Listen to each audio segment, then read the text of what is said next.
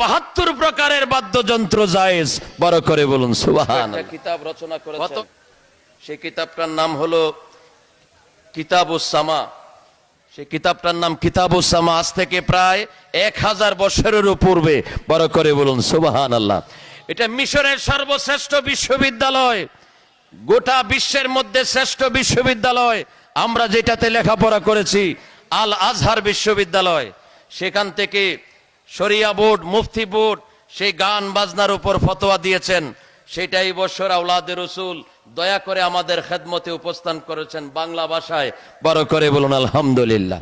আরবিটাও আছে, বাংলা অনুবাদও আছে।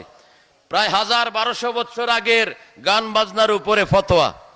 এর আগে দয়াল নবীজির সময় থেকে সে গান বাদ্য, ইসলামী গান বাদ্য শুরু হয়েছে।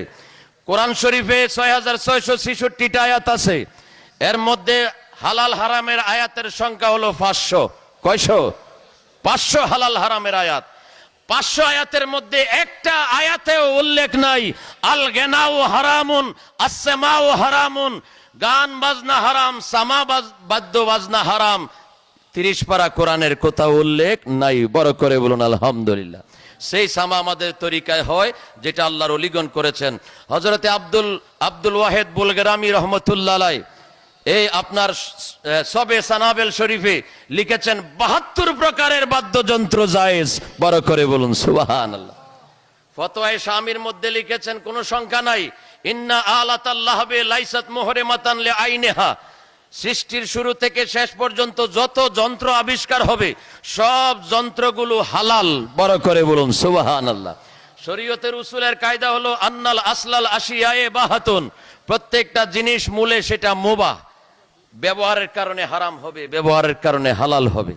আমাদের অনেক ভাইয়েরা যুক্তি দেয় নবীর যুগে দফ ছিল, তবলা ছিল না, হারমোনিয়াম ছিল না। তো আমরা বলি নবীর যুগে উট ছিল, গাদা ছিল, প্রাইভেট কার ছিল না, মাইক্রো ছিল না, ট্রেন ছিল না। তো দফ না থাকার কারণে, অন্য বাদ্যযন্ত্র না থাকার কারণে যদি হারমোনিয়াম নাজায়েজ হয়, তবলা নাজায়েজ হয়, ব্যান্ড পার্টি নাজায়েজ হয়, তাইলে নবীজি গোরা গাদা চলেছেন, কোনোদিন প্রাইভেট কার চলে নাই। তাইলে গোরা গাদা চলা জায়েজ, প্রাইভেট কার চলা নাজায়েজ, ট্রেন চলা নাজায়েজ। ঠিক না বেটি? নবীর যুগে চাউল ছিল, মুড়ি ছিল না, খই ছিল না, সিরা ছিল না। যদি বলেন নবীজি চাউল খাইছেন, সিরা খায় নাই, তখন সিরা নাজায়েজ বললে এটাকে কি পাগল বলবে না ভালো বলবে? পাগল। এটা পাগল মৌলবী।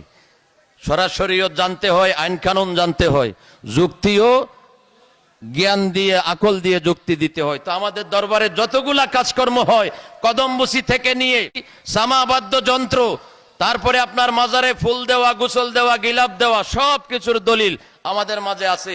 সেমার দলিল পাবেন এটার মধ্যে কিতাবুস সামা। নিজেরা সংগ্রহ করবেন, আরবিতে আছে, আলেম ওলামাদেরকে দিবেন, যে আলেমরা পড়তে পারে তাদেরকে দিবেন। এটা অত্যন্ত মূল্যবান একটা কিতাব।